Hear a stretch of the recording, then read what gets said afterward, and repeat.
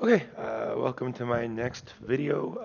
What we're going to be doing today is we're going to be doing one second, I'm just trying to get my pen working right here. Oh, does not want to work there. It's working here. There we go. All right. So what we're going to be covering today is we're going to be covering Unit 5.2 in your textbook. 5.2. And Unit 5.2, what it is it's Hess's law. So I'm going to start off just with like a little bit of a simplistic explanation of it.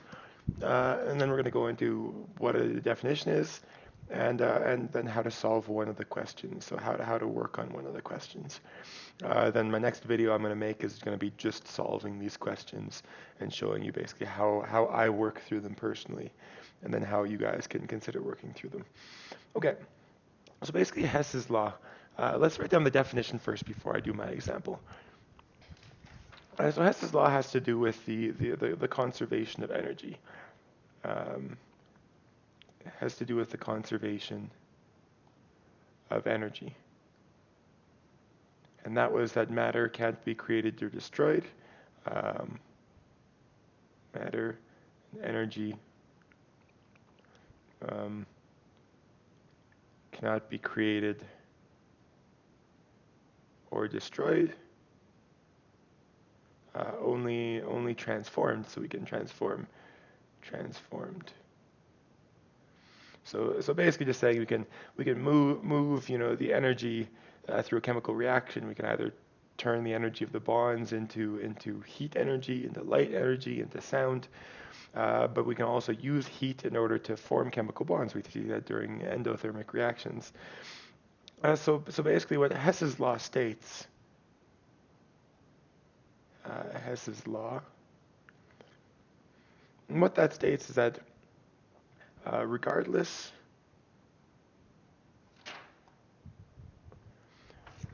of the way that a chemical reaction proceeds, of the way a chemical reaction proceeds, the entropy change, not the entropy, the enthalpy change, the enthalpy change. Remember that was the heat and the work. The enthalpy change will always be the same.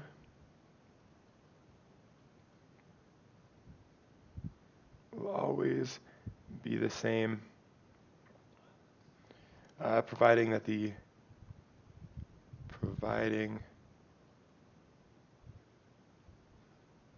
the initial and final states of the system are the same. Of the system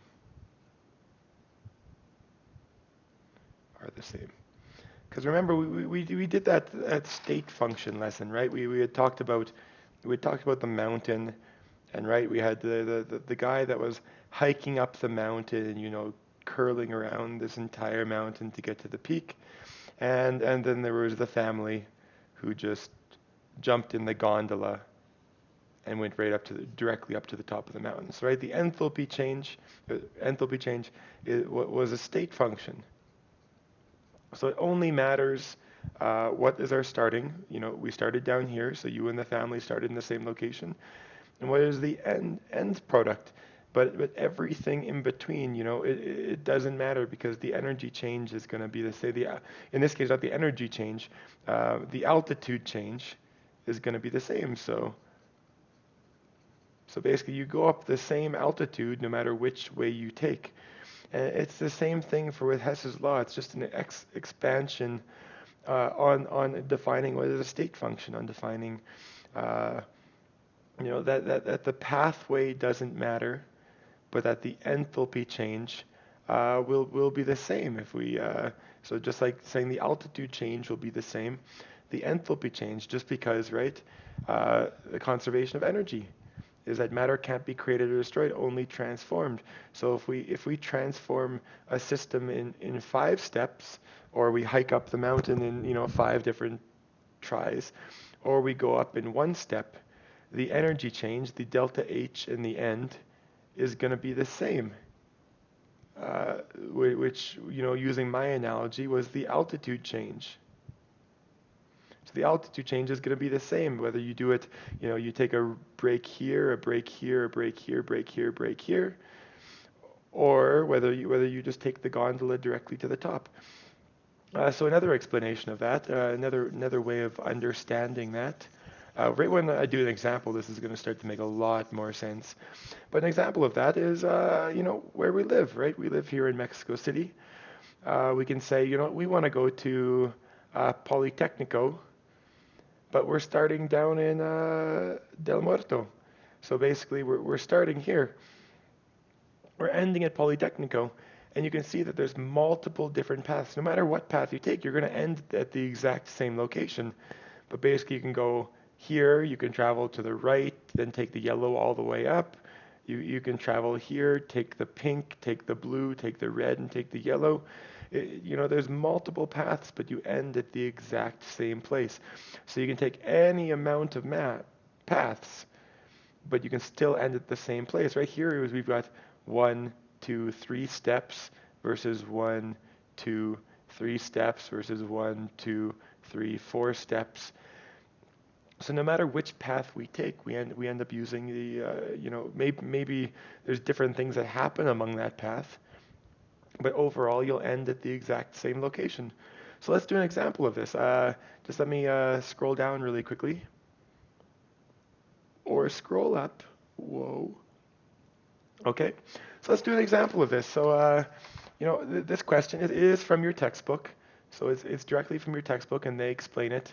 But I'm going to work through it and how, I haven't solved this yet. I haven't even looked at their answer with this yet because I wanted to solve this with you. So I've got my calculator here, and I'd recommend you work through this with me and try to solve this with me. So basically what it wants is it wants you to figure out carbon plus hydrogen plus half O2 reacts to form CH3OH. It wants you to find the change in enthalpy for this. But then it gives you the information that you need. So the information that you need, equation 1, equation 2, and equation 3. So equation 1 that you need CH3OH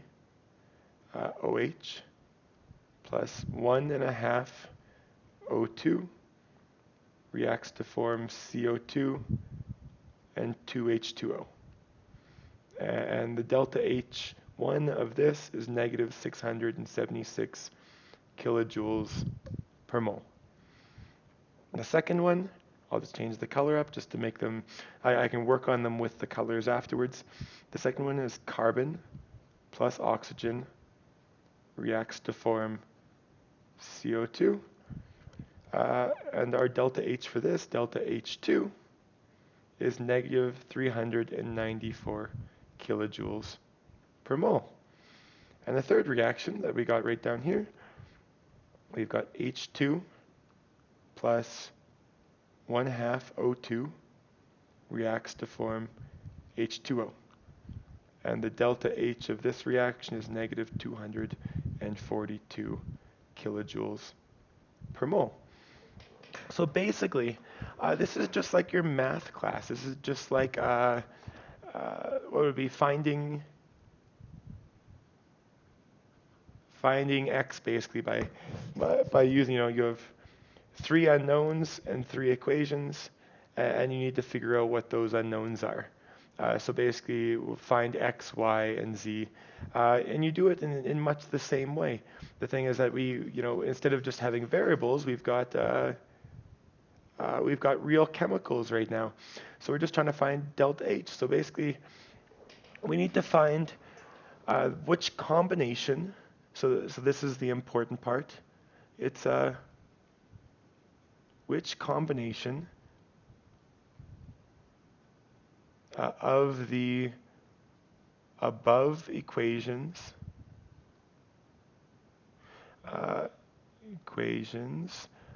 equal the final equation. So which combination of 1, 2, 3, of 1, 2, and 3 equals this final equation? So that's all we have to find out. It's just basically I think it's a very, very fun question. And basically we can just try to figure out which combination will equal this. This is our master equation. So there's some combination of these bottom three that equals this top one. So let's figure out what it is. So we need to rearrange them in order to equal the top one. So the top one, you see we've got methanol on the right, and here we've got methanol on the left. So our first step should probably be to flip this equation. So flip it as if it's going the opposite direction. So let's rewrite number one. Number one rewritten is CO2 plus 2H2O reacts to form CH3 plus 1.5 O2. And we can flip this delta H value, right? We said that energy and enthalpy is a state function and it's conserved. So if this forward reaction liberates negative 676 kilojoules per mole, it means the reverse reaction absorbs. So our delta H1 now is 676 kilojoules per mole. So now we've got a positive value, so now it's endothermic instead. So okay, so now this is our equation, right? We can look at the first equation and we say, okay, well, I can see where this is starting to come from. CH3, sorry, I forgot the OH here. CH3OH plus 1.5 O2. And then you say, okay, well, this equation here has carbon on the left and hydrogen on the left. And this equation down here has H2O on the left, so we know we want to cancel it out. But we can start to add these equations together. So let's start to add, we've got carbon here and oxygen here and oxygen here on the left-hand side. So this equation's in the right spot. This one too, hydrogen on the left, oxygen on the left, oxygen on the left. So it's in the right spot. And the waters are going to have to cancel out somewhere, and the CO2 is going to have to cancel out somewhere. So let's add these equations. We just, let's say plus equation 2. And let's see what we got. So equation 2 is carbon plus oxygen reacts to form CO2. And let's do it as if we're just adding these equations together, right? So let's do just like a brute one, and then we'll cancel off what's in common. So we've got CO2 plus 2H2O plus carbon plus oxygen reacts to form CH3OH plus 1.5 O2 plus CO2. Okay, and then it's the same thing. So, this equation produces CO2 and this equation uses CO2. So what we can do is we can cancel them off. I'll take red for that. We cancel, it's on the left and it's on the right, so it's gone. H2, now we've got H2O on the left, a carbon on the left and oxygen on the left, and on the right we don't have any of that. We only have oxygen. We've got one oxygen on the left, one oxygen on the right, so you can cancel off one oxygen. So you cancel off one oxygen, and our total equation then, I'm going to write up here, I'll continue up here. Now we've got 2H2O plus carbon reacts to form CH3OH plus 1/2 O2. So now we can see we're getting closer to our final equation, right? We've got carbon, good, CH3OH, CH3OH, so we've got two things in common now. The only thing that we need now is we need to find a way to get rid of that